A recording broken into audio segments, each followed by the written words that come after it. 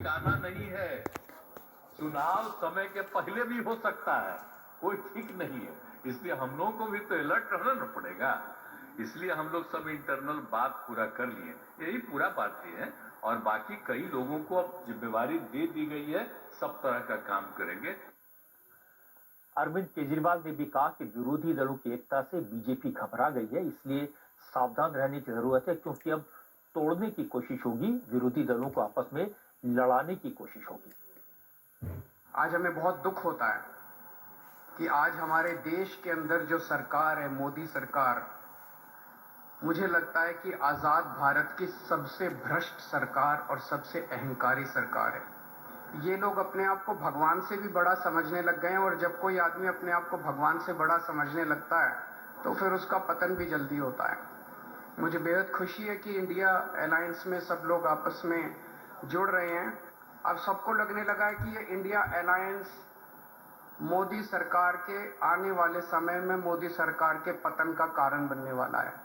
तो बहुत बड़ी बड़ी ताकतें इस इंडिया अलायंस को तोड़ने में लगेंगी, बहुत बड़ी बड़ी ताकतें। पिछले कुछ दिनों से मैं देख रहा हूं, जबरदस्ती क्या दिखाया जाएगा, इसकी उसके से लड़ाई हो गई, उसकी उससे लड़ाई हो गई, जबरदस्ती दिखाने की कोशिश की जाएगी, जबरदस्ती दिखाने की कोशिश की जाए। मैं पिछली 3 मीटिंग अटेंड कर चुका, मैं आपको पूरी जिम्मेदारी के साथ कह सकता हूं, किसी के साथ लड़ाई नहीं है। और यहाँ पे जितने लोग बैठे हैं, कोई पद के लिए नहीं आया, सबने आगे बढ़ बढ़ के आज मीटिंग में जिम्मेदारियां ली हैं। किसी ने मेरी आज की बात HHC के साथ खबर से हो जाओ खबरदार। जो कुछ भी विपक्षी नेताओं ने कहा, अब एक ही चीज़ पर बीजेपी 3 चीज़ों के जरिए से फोकस करेगी, वो है पद का, प्रधान का पद। इसलिए तमाम लोगों को चाहिए कि जो इनका तो प्रधान एक ही है, अगर मोदी जी ना हो तो इस पार्टी का नाम ही कोई नहीं है।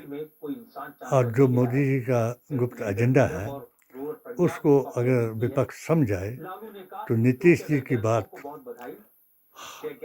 सबको, और इनका जितना अभियान है उसमें एक ही बात का परहेज करें, जो प्रधान इन्होंने लगाया हुआ है। तो सबको चाहिए कि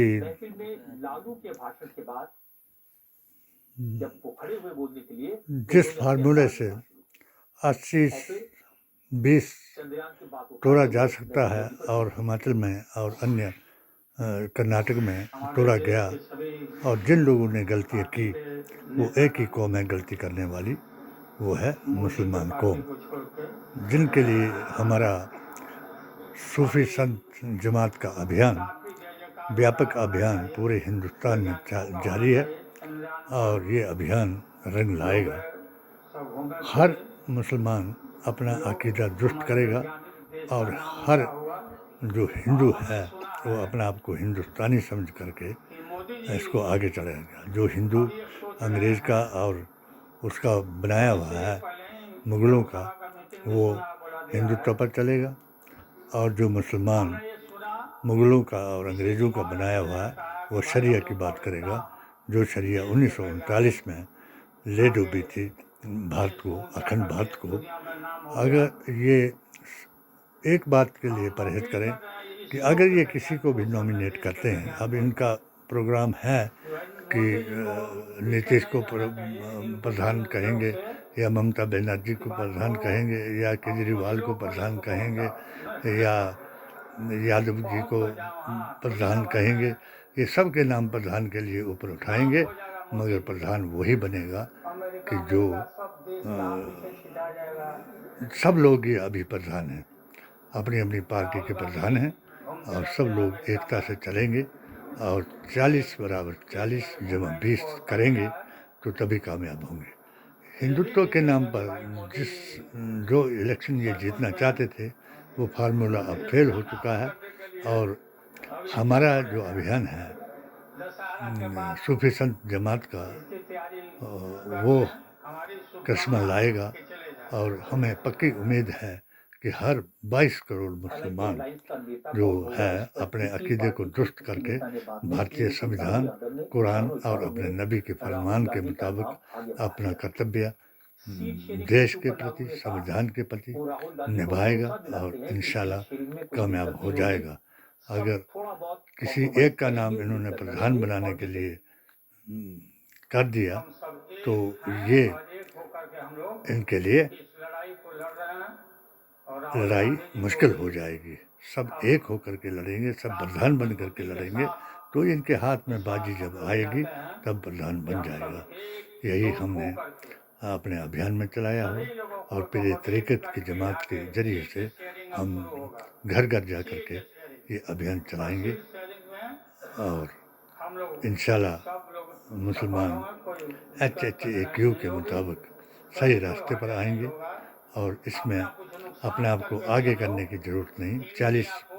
40 का मतलब है कि हर प्रधान, हर जमात, हर जात अपने 40 लोगों को बांट दे, अपने हक में कर ले, जो उनके हक में रहेगा और 20 जो है वो अपनी वीटो पावर तब दिखा सकता है जब वो नबी का, अली का और वली का बन करके चलेगा, क्योंकि 1.25 लाख वली हिंद में आया जाहिर और बातिन, जिन्होंने इस्लाम का झंडा फहराया।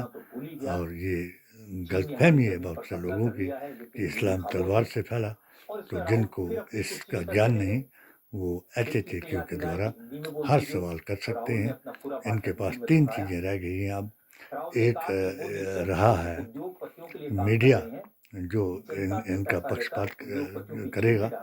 नंबर 2 रहा है इनके पास ED और CID जो इनके पक्ष में बात करेगी। यही मेरी पिटीशन के जब मैंने 7 सूत्रीय पिटीशन क्या चाहता है भारत का मुसलमान, ये मोदी जी से पूछा, अमित शाह जी से पूछा तो ये जवाब नहीं दे सके। उसके जवाब में भी यही बताया गया कि धर्म वापसी, जबकि खुद ही इन्होंने कानून बनाया। जिस कानून का हमने समर्थन किया वो कानून जो था वो सही कानून था, प्रजातंत्र का कानून था।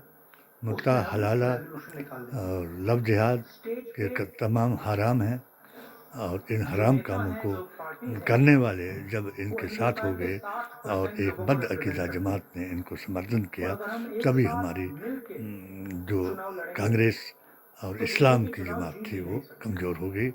मुझे उम्मीद है कि ये प्रधानमंत्री के पद के लिए इतनी जल्दी ना करें कि किसी का नाम घोषित कर दें। हमारा यही सजेशन रहेगा कांग्रेस को कि अभी सभी प्रधान हैं, जो विपक्षी लोग हैं सभी प्रधान हैं। प्रधान तो तभी बनेंगे जब एक प्रधान को आप हरा पाएंगे, क्योंकि वो प्रधान बने बनाए, उनका गुप्त एजेंडा है। उनका 47 तक इसको हिंदू राष्ट्र बनाने का इन्होंने ऐलान किया हुआ है और हमें इसमें कोई दिक्कत नहीं है। मुसलमान को तो 2 जहां में हिसाब देना पड़ेगा, यहाँ भी और वहाँ भी। इसलिए यहाँ भी अपने सच्चों के साथ जुड़ जाओ और वहाँ भी सच्चे नबी के साथ उठ जाओ। यही मेरा आह्वान है और उसको वही मानेगा जो नबी करीम सल्लल्लाहु अलैहि वसल्लम की जमात का मुसलमान है। आमीन सुमा आमीन।